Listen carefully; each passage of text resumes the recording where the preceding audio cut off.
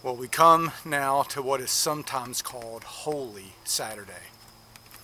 It is often a day of somber reflection to contemplate this world of darkness that would exist if this day were the end of the story.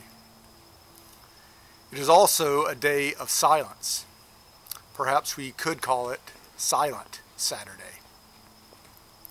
For one, God seems silent. The God who spoke thunderously and clearly on Friday is eerily silent on Saturday. It's tempting to move very quickly to the events of Sunday, but it would do us good to take a pause and rest on this Saturday and consider its silence. Isn't this where we often find ourselves in this life? God seems silent and we don't understand. Is he angry? Is he disappointed? Has he forgotten us? If anything called for immediate action, it is on this Saturday as Jesus' body lies dead in the tomb. Are there things in your life that you think demand God's immediate action, and yet he remains silent? What then should we do? The Bible's answer is to trust. We trust God. Even when we do not understand his ways, we can trust his character. He will always keep his promises. In Psalm 16, David speaks of Jesus as having this sure conviction. You will not abandon my soul to Hades or let your Holy One see corruption. Jesus knew that God would keep his promises, even while his body lies in the grave. God will keep his promise to you as well. His silence is not the same as his absence. His inactivity is not apathy. For his own good purposes, God often inserts a silent Saturday between our Fridays and our Sundays. A time between the struggle and the solution. A gap between the question and the answer. A delay between the offered prayer and its answer. Trust him. Be patient. Our God did not fail Jesus, and he will not fail those who belong to Jesus. Not only does God seem silent on this day, the scriptures are largely silent as well. They provide very few details. As Friday drew to a close, two men, two secret disciples of Jesus, one a man named Joseph and another named Nicodemus, sought permission from Pilate to take his body and give it a proper burial.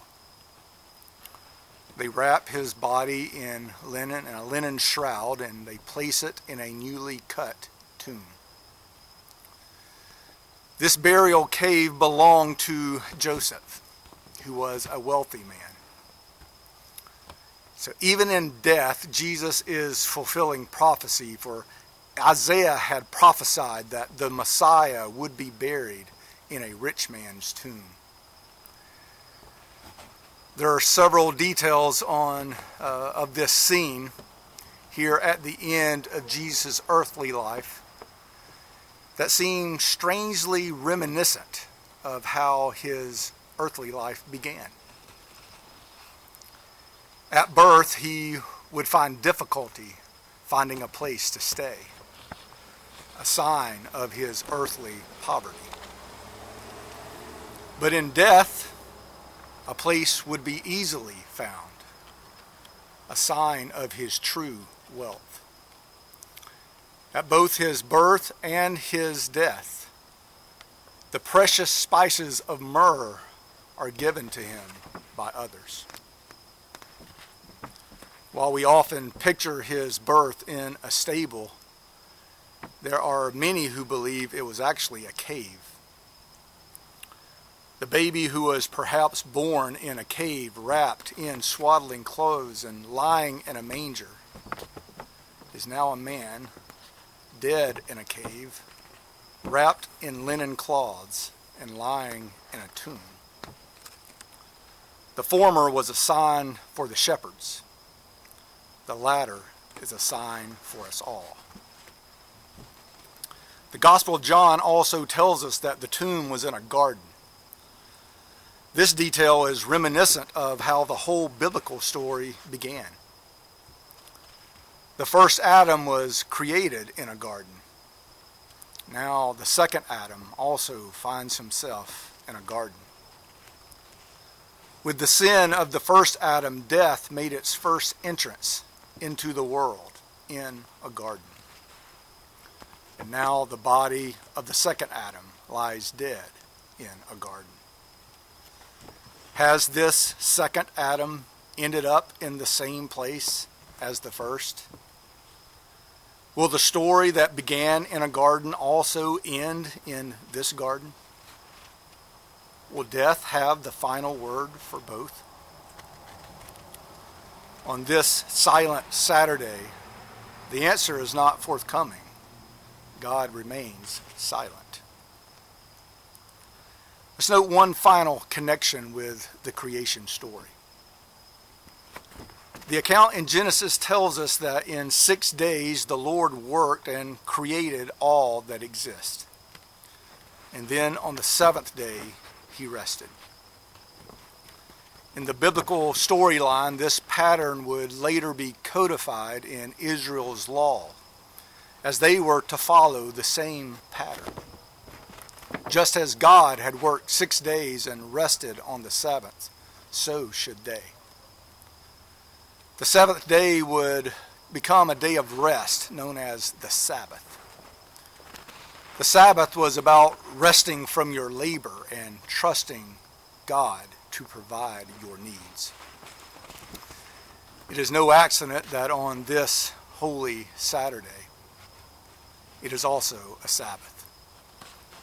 It's the seventh day. And here is Jesus, the true Israel, the very Son of God.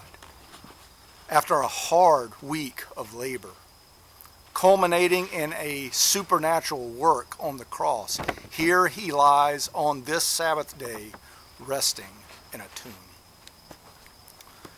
Once again, just as at the beginning of creation, God is resting.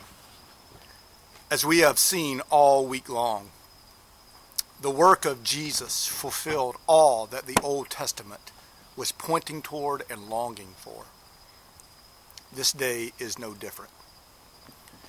In fulfilling all of the Old Testament pictures and promises, he has brought an end to the old age. His lifeless body in the tomb on the Sabbath day is a sign that the old has been done away with. But is this also the end of it all? Has Jesus merely wiped the slate clean, with our past having been atoned for, and yet we are now left without any hope for a future? Just as the seventh day marked the end of the week, does this seventh day mark the final end? Will the sun ever rise again? Or is a new age about to dawn? On this silent Saturday, all we can do is wait. But keep your eyes open toward the east, the eastern sky, and let's see if light is about to dawn.